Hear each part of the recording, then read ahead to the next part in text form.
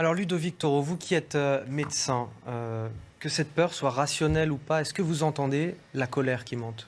Je crois qu'on entend tous sur ce plateau la colère. Il faut s'y attendre un peu de toute façon, vu la brutalité de l'annonce. Mais vous avez vu, la question est toujours, est-ce que le vaccin est sûr ? Pratiquement à plus de 8 mois, tout le monde s'est fait vacciner. Et avant en Angleterre, il n'y a pas d'effet secondaire à court terme, mais le bénéfice-risque est nettement en faveur de la vaccination. On est toujours encore en train de se demander, vous voyez, les propos, c'est est-ce que c'est dangereux ? Par rapport à une mort, en effet, c'est pas dangereux, c'est quand même la vaccination. On n'a pas été assez efficace en termes de communication. Et pourtant, on le dit, on le répète sur nos plateaux, même si on parle de ces mouvements et de ces vaccinosceptiques, on fait de la pédagogie tous les jours sur nos plateaux. Comment on explique que malgré tout, il n'y ait pas de confiance ? Si vous écoutez un peu ce qui se passe depuis 6 mois, je ne suis pas sûr que ce soit une... On a des médecins tous les jours sur nos plateaux pour l'expliquer. Des fois, il y a des médecins qui passent sur les plateaux et qui disent tout le contraire. On peut en citer beaucoup. C'est ça la problématique.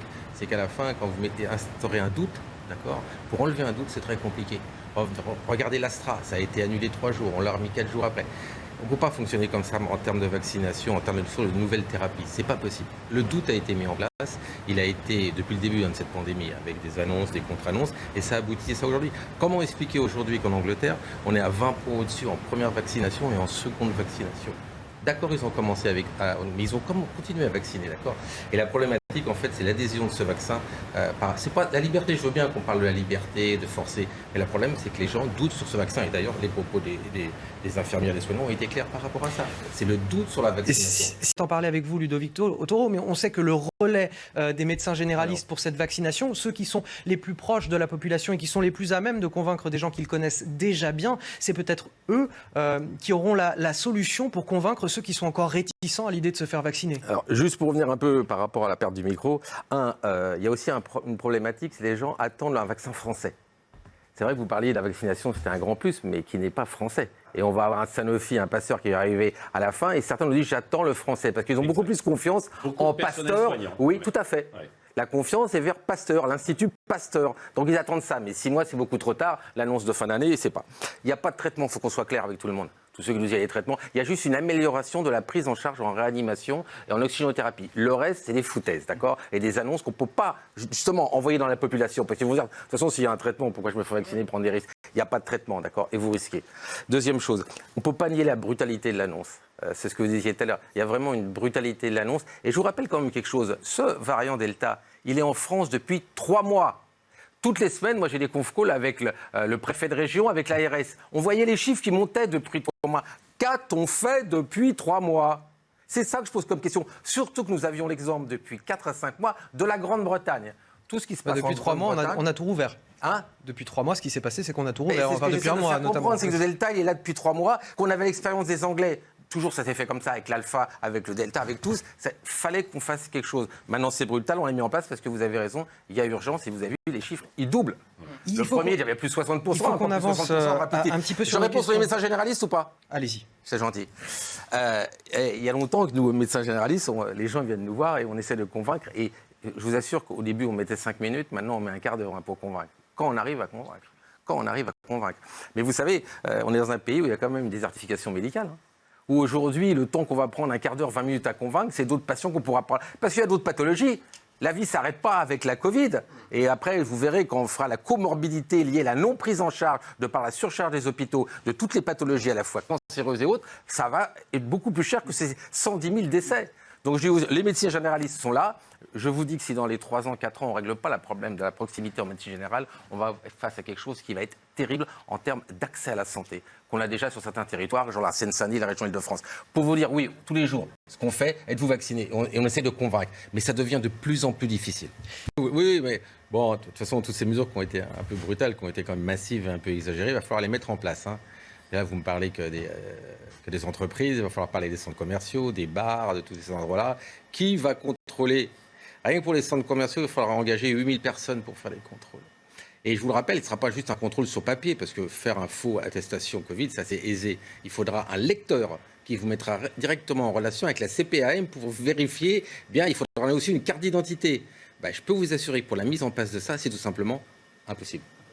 Vous ferez des actions ponctuelles pour vérifier peut-être, d'accord. Et là, on verra bien ce qui se passera avec les entreprises. Mais imaginez, demandez, je sais pas, dans un bar, vous allez prendre un café, la personne va scanner votre passe. C'est pas possible. C'est ça, on le disait tout à l'heure, il y a plein de mesures qui ont été annoncées par le président de la République. Donc c'est du brut de décoffrage, mais du brut. Mais chaque jour qui vient, on voit la problématique de ces annonces et peut-être la suppression, d'ailleurs, qui a eu lieu déjà sur un retard d'application. Mais je vous le dis, quand le président parle, est-ce qu'il ne peut pas donner la vérité ? Plutôt que vous le donnez peut-être à vous, messieurs les députés, quand vous pouvez parler, parce que ce serait bien, mais vous êtes là, donc tant mieux pour nous. Mais c'est quand même l'Assemblée nationale, c'est les députés, je veux dire. C'est pas le président, vous n'êtes pas là pour dire amen à tout ce que dit le président. À un moment, il va falloir que le citoyen, vous avez vu dans une circonscription pour le représenter. Vous n'êtes pas là pour représenter le président de la République. Vous êtes là pour représenter la problématique des citoyens de la circonscription où vous avez été élu. Il y a des bars, il y a des restaurants, il y a des entreprises. Il va falloir aller les voir. Allez-y, Sylvain Maillard. Bon, écoutez, on va sortir un peu des postures. Vous savez, des bars et des restaurants, je pense que j'en vois beaucoup plus que vous. Je passe. Attendez. Avec Alain Griset Oui. dessus. Non, Ah, vous envoyez... non, mais je vous arrête tout de suite. Vous êtes à l'Assemblée, moi je suis dans une ville, je suis maire. Et je vais voir tous les jours les gens. Alors, pas ce genre d'annonce, d'accord ? Disons autant l'un que l'autre, mais surtout pas plus. Merci, monsieur le député. Vous avez expliqué que je vois personne, donc c'est pour ça. Non, je n'ai pas dit personne, c'est vous qui le dites pour vous défendre. Alors, je redis ce que j'ai. Voilà, avec un peu plus de nuance. Le syndicat majoritaire des restaurateurs a demandé l'instauration du pass sanitaire pour être sûr d'une chose. Ce qu'ils ne veulent pas, c'est qu'on referme leurs établissements. Donc on a créé aussi le pass sanitaire et l'organisation du pass sanitaire avec les professionnels. C'est vous qui dites qu'ils sont incapables de contrôler. Moi, j'ai confiance. Non, mais c'est à vous. Ils ont Attendez, confiance vous n'avez pas compris. Vous allez payer tous les nouveaux. confiance. C'est vous qui allez donner de l'argent aux entreprises pour engager les gens. Dites oui aujourd'hui. C'est pas eux de les engager. Vous me laissez terminer ? Oui, mais répondez à ma question. Oui, mais vous me laissez terminer ? Ah, avec plaisir. Allez-y, On engagez-vous. continuera à accompagner les restaurateurs parce que certains restaurateurs font des très bonnes. On parle des restaurateurs font des très bonnes saisons. Ceux sur le littoral, tout va bien. D'ailleurs, ils ont bien travaillé l'année dernière. Ils travailleront bien cette année. Mais par exemple, pour moi, à Paris, ils vont avoir un été extrêmement difficile. Et donc, les mesures supplémentaires qu'il faudra financer, on continuera à les accompagner. C'est acté et ça a été décidé avec Alain Griset cette semaine. Je parle au médecin qui est à côté de moi, Ludovic Toro. Ça ne vous inquiète pas, ça va devoir des jeunes... Mais ça vous inquiète, ça inquiète tous ceux qui sont autour de cette table. C'est-à-dire que là, c'est en train de grimper à plus de 60% avec ce nouveau variant. Et on voit qu'il y en a un, peut-être qu'on a reconnu, qui avait un masque et pas la majorité. Donc, de toute façon, on est tous d'accord ici. Il faut vite tous se faire vacciner. Parce que ce genre de choses, on parlait tout à l'heure, la personne qui livrait à domicile, c'est faux. Les gens veulent sortir. On est arrivé à 1 an et demi, ça tient plus. C'est terminé. Il ne peut plus y avoir de confinement. Il ne peut plus rien avoir en dehors du côté entreprise, du côté sociétal. C'est fini et humain. Sinon, on va modifier le comportement humain. Donc, les gens vont sortir. Sauf qu'il faut passer encore le message que faites-vous vacciner et protégez-vous encore et protégez les autres. Il faut continuer à rationner ça tous ensemble. C'est vrai, à l'Assemblée, vous avez sûrement des fous qui se servent de ça. Il va y avoir les élections présidentielles qui vont arriver, donc ils ont besoin de faire des voix. Mais on est tous unis pour une chose, c'est qu'il y ait le moins de morts possible. Et ça ne passera clairement que par une chose, sur la vaccination. Oui, vous avez commis beaucoup d'erreurs depuis le début, mais c'est pas grave. Il faut qu'on avance en dessus et on doit pouvoir les corriger tous ensemble, très clairement. Est-ce que là aussi, il y a eu cette entreprise de culpabilisation qui a contribué à les envoyer dans les centres vaccinaux ? C'est encore une erreur de communication. On a voulu toujours opposer les gens en disant que c'est les jeunes qui le donnaient. Voilà. Évidemment, les jeunes, ça, d'abord, première chose, ça ils ont vécu une situation ça bouge très plus que les difficile. vieux, d'accord. Et nous, même si on peut rester 1 an et demi cloîtrés, au bout de 6 mois, eux, ils peuvent plus. C'est un problème hormonal, d'accord. Il faut que ça sorte, il faut que ça explose comme vous l'avez tous fait, d'accord. Donc c'est normal. Mais accuser les jeunes qui seraient plus, alors qu'ils font pas de symptômes, faut arrêter. Mais vous avez raison. Aujourd'hui, il y a que 25% des jeunes qui sont vaccinés. Voilà, il faut remonter ça parce qu'ils veulent sortir là. Mais moi, je dirais une chose, peut-être un message, d'accord. Peut-être que je vais avoir des foudres par rapport à ça. Faites-vous vacciner, pas parce que vous y force, pas parce que vous allez payer une amende, pas parce que vous allez en prison, parce que c'est le seul moyen d'en sortir. C'est tout, il faut comprendre ça. Alors on pourra tout faire et on pourra peut-être expliquer pourquoi vous avez décidé cela, de m'aider. Mais, nom de Dieu, la seule solution de s'en sortir, c'est tous unis ensemble et faire comprendre que ce vaccin est la seule solution pour s'en sortir. Sinon, ça va durer des mois et des mois. Parce que même avec le côté forcé, on va arriver à un moment où ça risque de bloquer, ou alors avoir des gens qui veulent refuser et qu'on ne puisse pas mettre en place tout ce que vous allez décider d'ici peu de temps à l'Assemblée nationale. Voilà, c'est tout. Le message doit être positif et surtout pas négatif, sinon on aura de plus en plus de murs d'anti-Covax. Vous allez voir qu'ils vont sortir dans tous les sens. Et ces gens-là, excusez-moi de vous dire, mais j'espère que dans leur famille, il n'y a pas de gens qui sont décédés. Parce qu'il y a déjà 110 000 morts là, en France, d'accord ? On est le pays où il y a le plus de gens infectés. J'ai les chiffres aujourd'hui. Ici, en France, il y a 8,76% de la population qui a été touchée.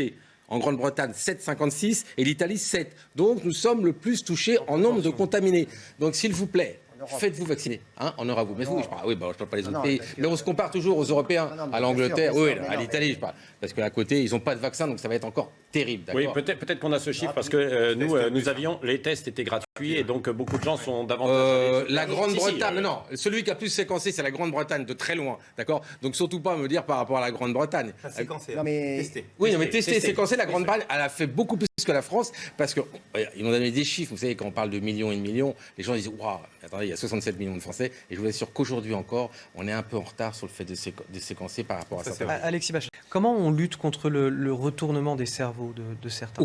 Vous avez bien vu que c'est des cas isolés. Des cas isolés qui, des fois, n'ont même pas quelqu'un qui a donné l'ordre, qui est parti le faire tout de suite, qui l'a fait. Mais je reviens à ce que vous disiez tout à l'heure. La problématique, c'est combien on va rester de temps dans un pays pour essayer de neutraliser tous ces gens, ces talibans. C'est sans fin. C'est sans fin et on aura des militaires. Il faut trouver un autre système. Parce que le cœur est là quand même. Le cœur, il n'est pas chez nous. Nous, on a que les bras armés qui arrivent. Mais le cœur est là-bas. Donc le problème qui se pose, c'est que tous les endroits, dans l'Afghanistan, les autres endroits, c'est qu'on se demande, on reste ou on part, comme l'ont fait les États-Unis et comme le font tous les pays, parce qu'en Europe, on est un peu isolé quand même. Hein. Il y a beaucoup de Français, mais il y a très peu d'aide européenne globale, d'accord. Moi, ce que je dis aujourd'hui, c'est qu'il faut qu'on trouve une démarche qui aboutisse à moyen terme, parce qu'on ne peut pas rester 30 ans dans un pays pour essayer de protéger la population. Et cette population est en danger. Quand on voit les reportages, ils nous disent, ils n'osent même pas parler. Parce que de toute façon, ils sont morts s'ils parlent, d'accord. C'est comme ça, c'est le règne de la terreur. Comment mettre fin à ce règne? Quant à tous les gens qu'on a vus, qu'on décapité, toutes ces choses-là, c'est des gens qui sont un peu atteints quand même, mais je ne suis pas certain qu'ils soient en lien tous direct avec quelqu'un qui parlerait de plus loin. Je voudrais qu'on aborde... Raison. Ok, vous avez tout le temps que j'ai raison. Mais la santé environnementale, ce terme sort de plus en plus. D'accord ? On ne peut pas dissocier les deux, santé et environnement. Bon, on nous annonce à moins 50% en 9 ans, ça me paraît inatteignable en carbone. Mais il faudra préparer ça, parce que quand on va passer l'électrique totale, on perd 50% d'emplois. T'as plein de trucs qui ne seront pas faits. Il faut se préparer à ça. Et ta parole d'écologiste est sage. J'ai tellement entendu d'écologistes pour moi qui ne sont pas sages et qui vont à l'encontre de la mise en place de mesures que vraiment je salue ce que tu viens de dire aujourd'hui.